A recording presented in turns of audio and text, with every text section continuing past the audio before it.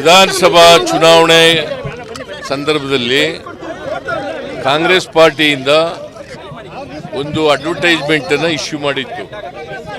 ಅದರಲ್ಲಿ ಇಂತಿಂಥ ಪೋಸ್ಟ್ಗಳಿಗೆ ಇಂತಿಂಥ LOC ಕೊಡಬೇಕಾದ್ರೆ, ಅವಾರ್ಡ್ ಮಾಡಬೇಕಾದ್ರೆ ಇಷ್ಟು ದುಡ್ಡು ಕೊಡಬೇಕು, ಕಮಿಷನ್ ಕೊಡಬೇಕು ಅಂತ ಹೇಳಿದ್ದು ನಾವು. ಅದು ಯಾವುದೇ ಡಿಫಮೇಷನ್ ಆಗಲ್ಲ. It does not amount to defamation. ಆದರೂ BJPಯವರು ಡಿಫಮೇಷನ್ ಆಗಿದೆ ಅಂತ ಹೇಳಿದೆ. ಯಾಕಂತಂದರೆ ಯಾರನ್ನೂ ನಾವು ವೈಯಕ್ತಿಕವಾಗಿ ತೇಜೋವಧೆ ಮಾಡ್ತಕ್ಕಂಥ ಕೆಲಸ ಮಾಡಿಲ್ಲ. Number 1. Number 2, on the private complaint made by the BJPಯವರು, ಇದು ಒಂದು ಪ್ರೈವೇಟ್ ಕಂಪ್ಲೇಂಟು. ಡಿಫಮೇಷನ್ ಆಗಲ್ಲ. ಆದರೂ ಕೂಡ ನಾವು ಈ ಲಾ ಅಬೈಡಿಂಗ್ ಸಿಟಿಜನ್ಸ್, ನಾವು ಕೋರ್ಟ್ನ ಆದೇಶಕ್ಕೆ ಮರ್ಯಾದೆ ಕೊಡ್ತಕ್ಕಂಥವ್ರು.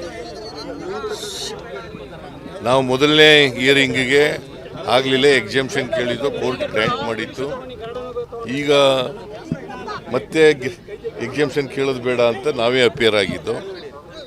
ಸೊ ನಾವು ಪರ್ಮನೆಂಟ್ ಎಕ್ಸಾಮ್ಷನ್ಗೂ ಕೂಡ ಅರ್ಜಿ ಹಾಕ್ತೀವಿ. ಕೋರ್ಟ್ ಏನು ತೀರ್ಮಾನ ಮಾಡ್ತದೆ ನೋಡಬೇಕು. ಸೊ ಅದರಿಂದ ನಾವು ಇದರಲ್ಲಿ ಬೇಲಬಲ್ ಅಫೆನ್ಸ್, ಇದು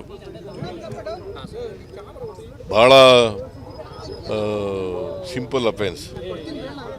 ಸೊ ನಾವು ಅಪಿಯರ್ ಆಗಿದ್ದೀವಿ. ನಾನು ಇವರು ಮೀಟಿಂಗ್ ಇದ್ದದರಿಂದ ನನ್ನ ಮೇಲೆ, DK ಶಿವಕುಮಾರ್ ಮೇಲೆ ಮತ್ತು ರಾಹುಲ್ ಗಾಂಧಿಯವ್ರ ಮೇಲೆ ಕೇಸ್ ಹಾಕಿದ್ದಾರೆ, ಡಿಫಮೇಷನ್ ಕೇಸ್ ಹಾಕಿದ್ದಾರೆ. ರಾಹುಲ್ ಗಾಂಧಿಯವರು ಇವತ್ತು ಎಕ್ಸಾಮ್ಷನ್ ತಗೊಂಡಿದ್ದಾರೆ. ಇನ್ನೊಂದು ದಿನ ಅಪಿಯರ್ ಆಗ್ತಾರೆ ಅವರು ಕೂಡ. ಸೊ ನಾವು ಮುಂದೆ ಪರ್ಮನೆಂಟ್ ಎಕ್ಸಾಮ್ಷನ್ಗೆ ಅರ್ಜಿ ಹಾಕ್ತೀವಿ. ಇದಿಷ್ಟು ಹೇಳೋದು. ಆಮೇಲೆ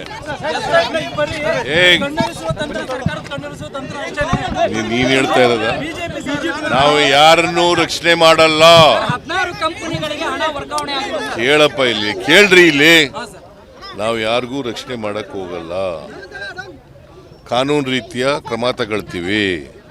ಅವರು ಯಾರೇ ಆಗಿರಲಿ, ಅವ್ರ ಮೇಲೆ ಕಾನೂನು ರೀತಿಯ ಕ್ರಮ ತಗೊಳ್ತೀವಿ.